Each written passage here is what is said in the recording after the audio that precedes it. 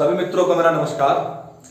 तो नई शिक्षा नीति 2020 में, इससे पहले एक शिक्षा नीति थी 1986 की, जो बेस थी 10+2+3 पर, यानी कि हाई स्कूल के बाद इंटर और इंटर के बाद 3 साल का बीए, बीएससी, बीकॉम आप जो करना चाहते हैं।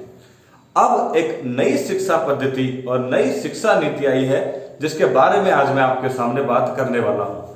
1986 के बाद से शिक्षा में सुधार के लिए लगातार कार्य किए जा रहे थे। मुरली मनोहर जोशी, जो अटल बिहारी वाजपेयी में मानव संसाधन मंत्री थे, 1986 से पहले 1985 था। 1985 से पहले ये शिक्षा मंत्रालय ही कहलाता था, जिसको बदलकर 1985 में मानव संसाधन मंत्रालय किया गया। 1986 के बाद से मुरली मनोहर जोशी ने 2003 के बाद ये कोशिश की कि इसमें कुछ विषय जो ऐतिहासिक हैं उनको जोड़ा जाए। उन पर आरोप लगा शिक्षा के भगवाकरण करने का। 2005 में शिक्षा नीति तो नहीं, लेकिन पाठ्यक्रम को बदला गया और पाठ्यक्रम को बदलकर एनसीएफ 2005 का गठन किया गया, जिसकी अध्यक्षता प्रोफेसर यशपाल ने की थी। ये आमूल छोटा सा परिवर्तन हम इसको कहेंगे, लेकिन 1986 के बाद लगभग 34 साल बाद एक विस्तृत परिवर्तन यहां पर शिक्षा पद्धति में आया। इसकी शुरुआत स्मृति ईरानी ने की थी, जब वो मानव संसाधन मंत्री थी, जिसकी समिति का अध्यक्ष सुब्रमण्यम को बनाया गया था, परंतु इसको विस्तार पूर्वक बनाने के लिए रोका गया। तत्पश्चात इस पर कस्तूरी रंगन जी ने कार्यवाही की। प्रकाश जावड़ेकर जी के समय में उन्हीं की अध्यक्षता में इस समिति का विस्तार किया गया और 2020 आते आते इस समिति को मंजूरी मिल गई। अब हम बात करते हैं कि क्या है इस शिक्षा नीति में। देखिए, ये शिक्षा पद्धति 5-3-3-4 के आधार पर चलती है, यानी कि यहां पर जो प्राइमरी क्लासेस हैं वो 1 से लेकर 5 तक की कक्षाओं का प्राइमरी स्थान दिया गया है। उसको किस तरह से विभाजित किया है, हम उसके बारे में आपको पहले विचार रख देते हैं। पहले हम उसकी तुलना करते हैं 1986 की शिक्षा नीति के अंतर्गत। आपने देखा होगा, जब बच्चा 6 साल का होता था तभी उसको प्री नर्सरी में रखा जाता था, परंतु ये बदल गया है। ध्यान से बातों को सुनते जाइए। इसके बाद मैं बात करूंगा अध्यापकों की भी किस तरह से चयन होगा। तो देखिए, ये कक्षा हम बात करेंगे, इसमें पहले 6 वर्ष में होता था, अब ये कन्वर्ट करके जब बच्चा मात्र 3 साल का होगा तो उसको प्री यानी नर्सरी में प्रवेश दिया जा सकता है। कोई भी मानक 6 साल से पहले बच्चे को एडमिशन नहीं लेता है, परंतु अब मात्र 3 साल की अवस्था में ये कार्य होगा। पहले देखिए, पहले 5 तक की कक्षा में आपको कितने साल पढ़ना पड़ेगा, ध्यान से देखिए आप। 3 क्लासेस तो आपकी लगेंगी, नर्सरी, केजी और अपर केजी। ध्यान से सुनिए, नर्सरी, केजी, अपर केजी। एक सहूलियत में इसको मैं आपको बता दूं, अंग्रेजी यहां पर नहीं पढ़नी पड़ेगी, कोई भी विदेशी भाषा यहां पर नहीं पढ़नी पड़ेगी। मातृभाषा यहां पर आप लोकल है, तमिल, उड़िया, स्थानीय भाषा का आप प्रयोग कर सकते हैं। मातृभाषा से तात्पर्य सिर्फ हिंदी नहीं है, उस क्षेत्र की भाषा भी हो सकती है, ठीक, लेकिन आप विदेशी भाषा का इस्तेमाल नहीं करेंगे। ये आप ध्यान से सुनिए, कक्षा 5 तक आप विदेशी भाषा में पढ़ाई नहीं करवाएंगे। हालांकि अभी आपने देखा था कक्षा 3, 4, 5 में ईवीएस को अंग्रेजी में परिवर्तित किया जा रहा था, अब वो नहीं होगा। कक्षा जब बच्चे की उम्र 3 साल की होगी, तब से लेकर 8 साल की उम्र तक उनको ये किया जाएगा, नर्सरी, केजी, अपर केजी और कक्षा 1 और 2। ध्यान से सुनिए, ये प्राइमरी स्तर का है। जो 5 क्लासेस हैं आपको, वो 7-8 क्लासेस में डिवाइडेड है। 8 साल तक उनको 3 से लेकर 11 तक प्राइमरी पढ़ना पड़ेगा, जिसमें कक्षा शुरुआती 3 कक्षाएं आंगनबाड़ी या अन्य जगहों पर प्रायोजित की जाएंगी। ध्यान से देखिए, नर्सरी, केजी, अपर केजी और उसके बाद कक्षा 1 में प्रवेश मिलेगा। प्रक्रिया लगभग वही है जो पहले थी। उम्र कम कर दी गई है, मैं कंपेयर भी कर रहा हूं। पहले 6 साल से पहले प्रवेश नहीं मिलता था, अब 3 वर्ष में होगा वो। ध्यान से सुनते जाइए, ठीक। आप जो अंतर है मैं आपको क्रिएट करता जा रहा हूं, ठीक। 6 की जगह पर 3 है। और दूसरा बड़ा अंतर है मातृभाषा, यानी कि यहां पर अंग्रेजी का प्रयोग 5 कक्षा तक नहीं होगा। देखिए आप ध्यान से, कक्षा 3 और 4, 5 में आते ही गणित, विज्ञान और कला उसमें जोड़े जाएंगे, लेकिन अंग्रेजी में नहीं। ये बड़ी बात है, देखिए आप। और उम्र होगी 8 से 11 वर्ष। ये तो था एक ढांचा प्राइमरी का।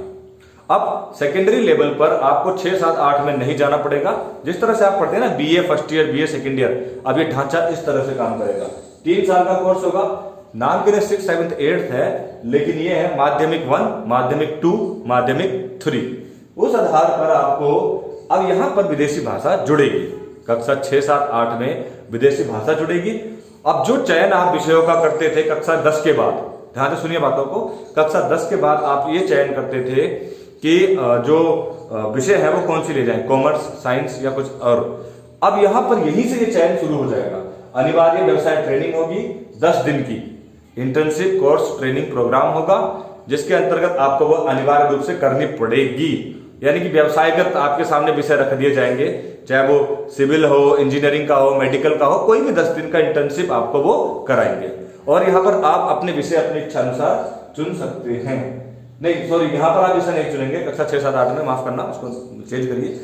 कक्षा 6, 7, 8 में आप विषय नहीं चुनेंगे, बल्कि आपको व्यवसायगत ट्रेनिंग भी कराई जाएगी।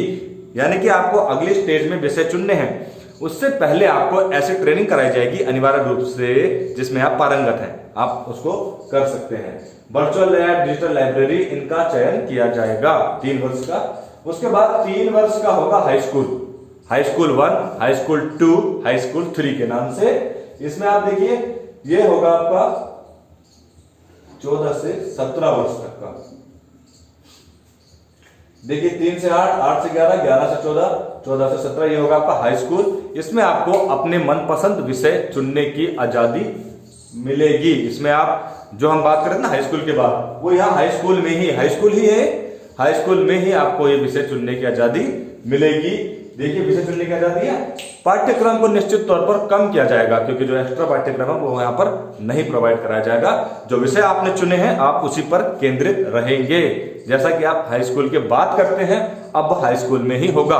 उसके बाद आपका 4 साल का कोर्स होगा। ध्यान सुनिए आप, ये देखिए 5 हो गया, 3 हो गया, 3 हो गया, ये हाई स्कूल हो गया, ये मीडियम हो गया, ये प्राइमरी, मीडियम, हाई स्कूल यानी सेकेंडरी लेवल, और ये हो गया आपका ग्रेजुएट लेवल का। इसमें क्या होगा, इसमें 4 वर्ष का कोर्स होगा। चाहे तो आप मेडिकल लाइन में जाइए, चाहे आप इंजीनियरिंग लाइन में चाहिए, आप टीचिंग लाइन में भी जाएंगे तो बीपीएड या फिर इस तरह के कार्यक्रम कराए जाएंगे जिनको 4 वर्ष का कोर्स किया जाएगा। पहली बात ये देख लीजिए आप, ये तो था बेसिक जो मैंने आपको बताया है इससे संबंधित। अब इसके सामने अध्यापकों का चयन कैसे होगा, हम उसके ऊपर बात करते हैं। अध्यापकों के चयन के लिए एनसीटी एक गाइडलाइन जारी करेगी। अभी 2022 तक वो कार्य होगा। यहाँ पर जो सोच रहे हैं वो ध्यान से देखिए, जो अभी बीएड कर रहे हैं, अन्य कोर्स कर रहे हैं, एनसीटी के नए अध्यापक का जो फॉर्मूला वो एससीईआरटी एनसीईआरटी के आधार पर ही तय होगा। तो वो 2022 तक ऐसा उसमें दर्शित है कि उसका कार्य पूरा हो जाएगा। तब तक जो पुराने मानक है उसी के आधार पर अध्यापकों का चयन होगा। ठीक, तो अध्यापकों के चयन के लिए पहले टीईटी अनिवार्य है, उसमें सुधार किया जाएगा। टीईटी में आपके नंबर, उसमें साफ तौर पर लिखा है कि आपके कोर्स में बीपीएड में या बीएड में जितने भी नंबर लाए हैं आपने वो मायने नहीं रखेंगे। साफ तौर पर लिखा है कि आपके द्वारा लिखे गए नंबर उत्कृष्टता का एक पैमाना माना जाएगा, लेकिन चयन का पैमाना उसे नहीं माना जाएगा। यानी कि आपकी जो ट्रेनिंग के दौरान आपने जैसे बीएड में 80% प्राप्त किए या एलटी में जितने भी आप जो भी समझ रहे हैं उसमें प्रतिशत को नहीं नापा जाएगा। टीईटी को में सुधार करके अच्छे स्तर पर, और उसके बाद एक डेमो क्लास होगी जिसको आप माइक्रो टीचिंग भी बोलते हैं, जिसको बीआरसी में कराया जाएगा। बीआरसी या आसपास सीआरसी जो भी वहां पर होंगे, अगर विशेष परिस्थितियों में वो ऑनलाइन भी हो सकते हैं, अगर आप वहां पर जा नहीं सकते तो क्या होगा, demo classes, TT plus demo classes plus interview के माध्यम से अध्यापकों का चयन होगा। ये होंगे प्रमुख पैमाने। अब ये इंप्लीमेंटेशन 2022 तक होगा। हमने आपको कहा जैसा कि एनसीटी को भी इतनी जल्दी रूल्स बदलने पड़ेंगे, बहुत सारे विषयों पर अभी काम करना पड़ेगा। 4 वर्ष का कोर्स अभी पूरा होता ही कहां है। और फिर ये कक्षा 1 से 5 तक की नई किताबें भी आएंगी, 6 से 8 की भी नई किताबें आएंगी। जो व्यवसायगत हम कोर्सेज की बात कर रहे हैं उनके लिए भी एक समीक्षा बैठक होगी, नई किताबों का अध्याचन होगा। इससे पहले भी अगर आप देखेंगे तो 1999 में भी ऐसा ही हुआ था। नई पुस्तकों को आने में लगभग 2.5 से 3 साल लगे थे। अब इसकी शुरुआत कहां से होगी, 20 कक्षाओं में तो बच्चा नहीं छूटेगा। अब जो बच्चा प्राइमरी में जाएगा वो इसी आधार पर जाएगा, और हो सकता है ये अगले वर्ष से ही जाए, प्राइमरी की किताबों का चयन कर लिया जाए या उन्हीं पुरानी किताबों से कक्षाएं स्थापित कर दी जाए। परंतु मेन स्ट्रीम में आने में इसको लगभग 2026 का समय लगेगा। सरकार का लक्ष्य है कि 2035 तक, अभी तक 26% ही उच्च शिक्षा का एक लेवल हम मान के चलते हैं जो आंकड़ों में दिखाया जाता है, उच्च शिक्षा 26.3% लोग प्राप्त करते हैं, उसको बढ़ाकर 50% तक करने का सरकार का लक्ष्य है।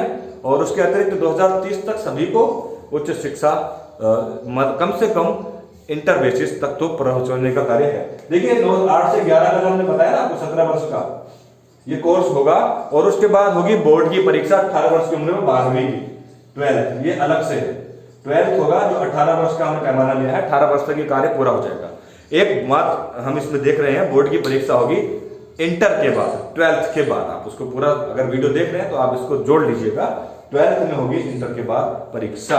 तो सभी अध्यापक जो भी विषय से संबंधित हैं उनको, अगर आप योगा से संबंधित हैं तो आप इंटर तक योगा का कोर्स करिए, यहां तक योगा का या अन्य विषय का, मेडिकल का, और मेडिकल की टीचिंग लाइन में भी आप जाना चाहते हैं तो 4 साल का बीपीएड कोर्स कराया जाएगा, जिसमें हर तरह के अध्यापकों की अलग अलग ट्रेनिंग होगी। प्राइमरी के लिए, टेक्निकल के लिए अध्यापकों का एक पूरा विभाग ही अलग रख दिया जाएगा। उसके अतिरिक्त इसमें बहुत से अच्छे भी कार्य संपादित हैं।